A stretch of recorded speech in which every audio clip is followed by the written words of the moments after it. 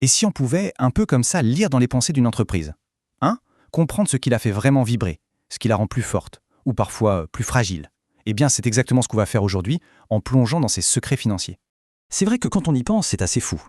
Derrière n'importe quel produit, un café, un livre, n'importe quoi, il y a toute une histoire, mais racontée en chiffres, une vraie aventure économique.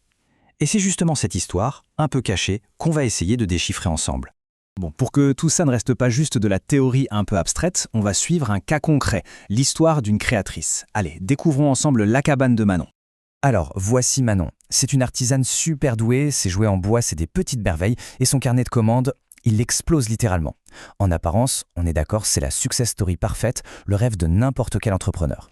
Mais attention, parce que la croissance rapide, ça peut être un piège. Vendre beaucoup, c'est super, mais ça ne dit pas tout. La vraie question, c'est est-ce que chaque vente la rend vraiment plus riche, ou est-ce qu'au contraire, elle perd de l'argent sans même s'en rendre compte? C'est ça le vrai défi pour Manon. Et la réponse, eh bien, elle se cache dans les chiffres. Bon alors, par où est-ce qu'on commence? Eh bien, par les fondations tout simplement. Avant même de rêver de bénéfices, il faut d'abord comprendre une chose essentielle. Combien ça coûte réellement de fabriquer un surjouet? C'est la base de la base. Et là, attention, il y a une distinction super importante à faire. D'un côté, il y a les dépenses qui tombent tous les mois, quoi qu'il arrive.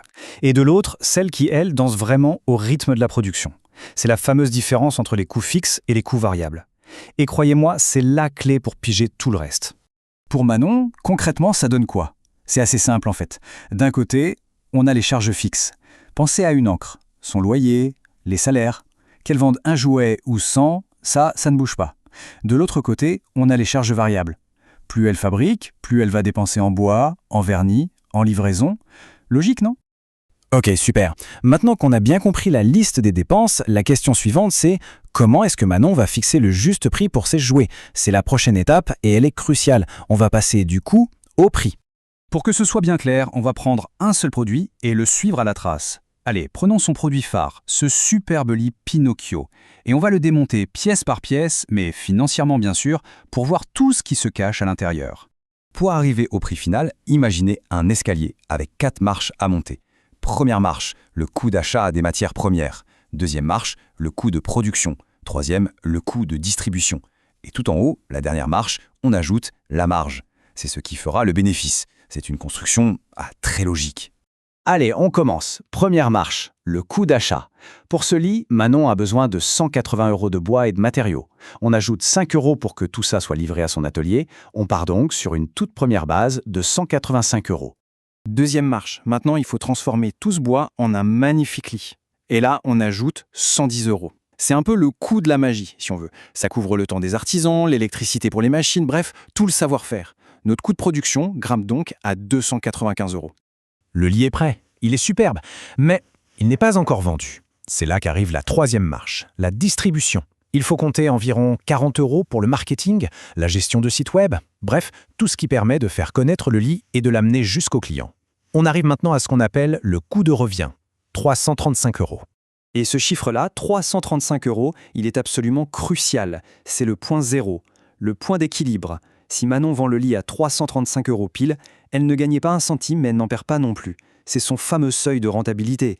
Toute la stratégie de prix commence à partir de ce chiffre. Et on arrive enfin à la dernière marche, peut-être la plus importante, le bénéfice. Manon décide d'ajouter une marge de 30%. C'est cette marge qui va la rémunérer, bien sûr, mais aussi qui va lui permettre d'investir et de faire grandir son entreprise. On arrive donc au prix de vente final, 435,50 €. Et voilà, l'histoire complète du prix de ce lit. Ok, c'est super clair pour un seul lit. Mais Manon, elle en vend des dizaines et plein d'autres produits aussi.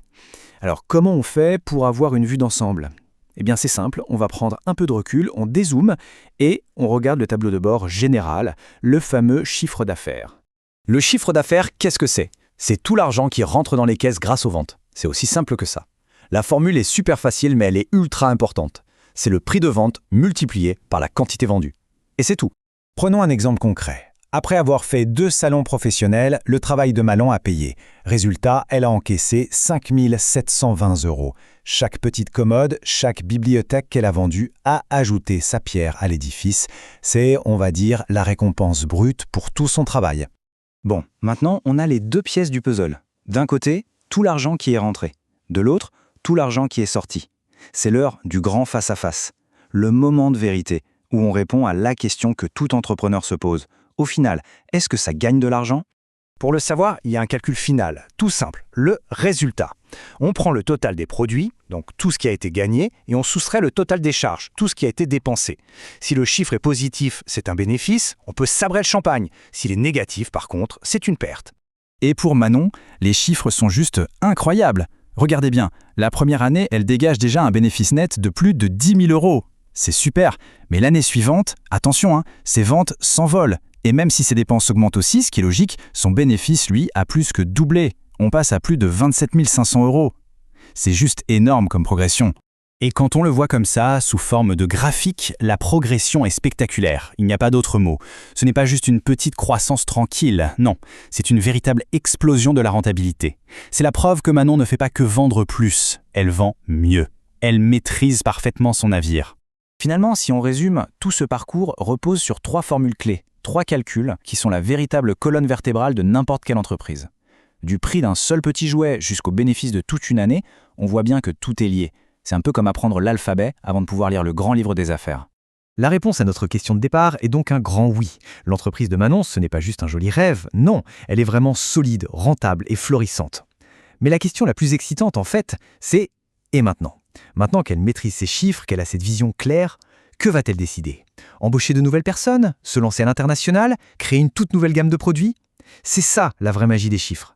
Ils ne font pas que donner des réponses sur le passé, ils ouvrent surtout toutes les portes de l'avenir.